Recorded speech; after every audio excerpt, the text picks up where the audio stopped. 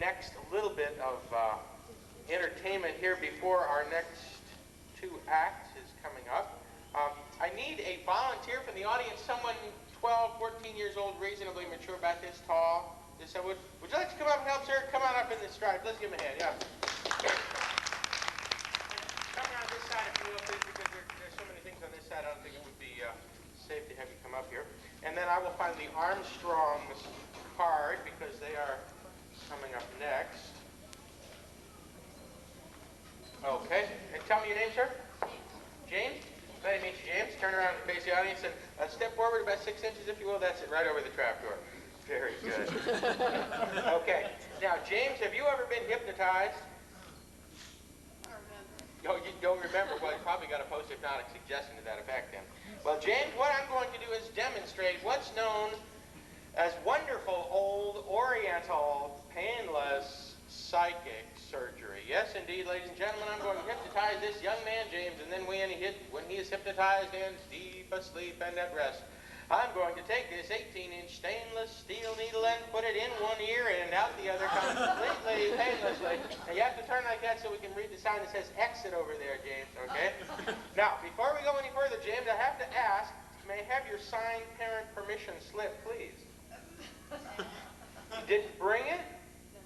Oh, well, looks like we'll have to use another volunteer in the effect, but we do have a part for you, James, here. I'd like you to hold the pen, please. And when I ask for the pen, please take the top off and give me the pen only. Now, fortunately, I do have another volunteer. And as you can tell, this volunteer is a complete airhead. Okay, now, James, take the top off the pen and hand me the pen, please. Thank you. I'm going to make this balloon look just like you, James. I have to hold still so I can get the face right. Okay. Big smile. Okay, and we got one ear on this side over here. Yes, indeed. And one ear on that side. And let's see, boy, that haircut is quite something. That's going to be difficult to get. A lot of stiff stuff on that there, James. Yeah. Yeah, that's what the Exxon coastline looks like. All right, now didn't that look like James' hair? Okay, great. Now, get the top back on, please. Now, James, are your ears pierced? That's low. No. Not yet, okay. Well, they were going to be, but of course we can't now use this on James because he didn't have his signed parent permission. But we are going to hypnotize this balloon. Now, I need silence, please, so that we can hypnotize this balloon. Abracadabra. You are getting sleepy. I'm getting sleepy. Did you hear the balloon talk, James? No. So much for the willing suspension of disbelief. Okay, one more time. We're going to try it one more time. You are getting sleepy. I'm getting sleepy. The answer is yes. Did you hear the balloon talk, James? Yes. See, it worked that time. Back the pen, please. Now, ladies and gentlemen, you can tell the balloon is deep asleep. Hold on to the top of the pen, please. And now, ladies and gentlemen, you should never try this at home, especially with your younger brothers. If you're going to cover your ears, now's the time to do it. Abracadabra. And, oh, boy, we're going to try it again. This is the longest part of the show, James, is when we have to do it twice. But you folks are lucky I have 24 balloons. Okay, may I have the pen, please? Thank you very much.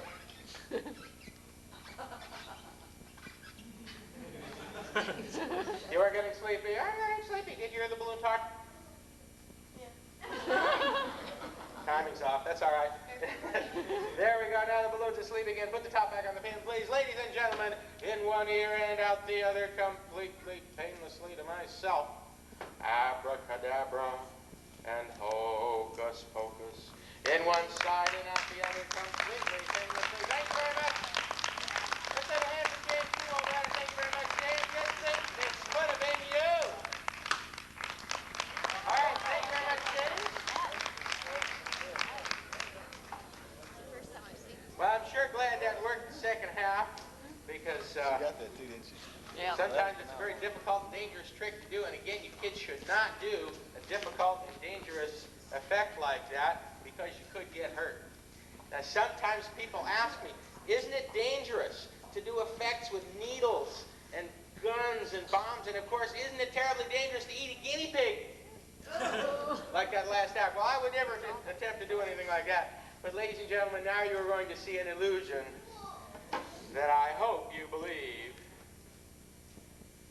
People tell me, isn't it dangerous to do that trick with a needle and the balloon? And I say, yes, you could get stuck with a needle. And it would look like this.